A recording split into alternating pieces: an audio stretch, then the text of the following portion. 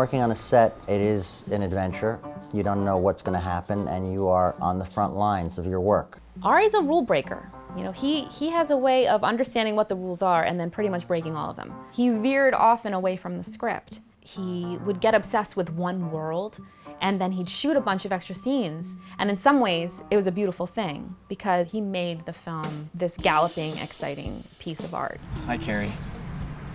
Can I talk to you for a second? Katie, I'd seen her in the Flying Ass Monkeys, and it's a fantastic troupe of people doing this creative improv theater. Ari came, and then he asked a few of us to come out and audition for a reading of what was then called The Arrangement. I was like fresh in the city, bright-eyed and bushy-tailed young actress, like with all my dreams, and there I was in this room with all these like super interesting actors who had done like The Sopranos. What the fuck is that?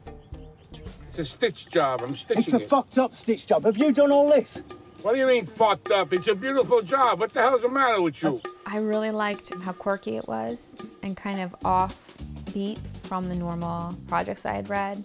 I loved the world of it. We created a character for her that wasn't in the original screenplay. Who was a girl that Jack liked from his college. If you were not self-confident, if you were not strong, she would eat you for breakfast. Okay, do you have my homework? Carrie. She's my only hope for getting laid. I mean, Ari really, I think, used the character of Jack as, you know, a bit of therapy from his own trauma as a young man chasing women in the city. I had long hair, they called me a girl, I was an outcast. There were a couple of girls, I had such a crush on them. I used to dream about them at night and fantasize about, you know, saving them in a fire and all this sort of stuff. And I was really, this was back in the 70s, things were different then, you know? What do you want? Do you want to go for a milkshake sometime? Maybe? And he really wanted me to loathe, really to hate this guy so much. Why do you hate him? He's a nice guy. You are so clueless. See, I was at a party last night with all of my friends, and that little prick comes up to me, and he does a little, oh no, I'm falling. And then he proceeds to commit an unspeakable act. On set, it was a party. Ari loves actors, I will say. He adores them, and he's very good to his actors, and he understands them better than I think a lot of directors. He works well and has sensitivity toward them as artists. But what happened was we shot all this extraneous footage, not just with my character, but with other characters. And we shot all these scenes with her, and then 90% of them were cut. It was taking the movie too far off on another tangent.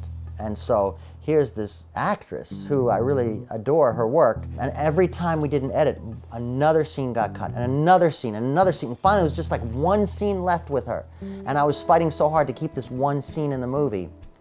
And it was kept because, thank God, if I cut that scene out, the movie wouldn't have worked. Are we still going out? Technically, I mean.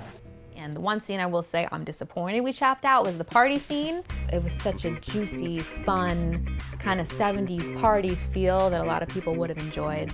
I look at some of these scenes now, after the movie's done, and I'm like, oh my God, I can't believe I caved on this. Like, I should have stuck to my guns and kept it in there. But then again, I'm not sure, because that's a different movie.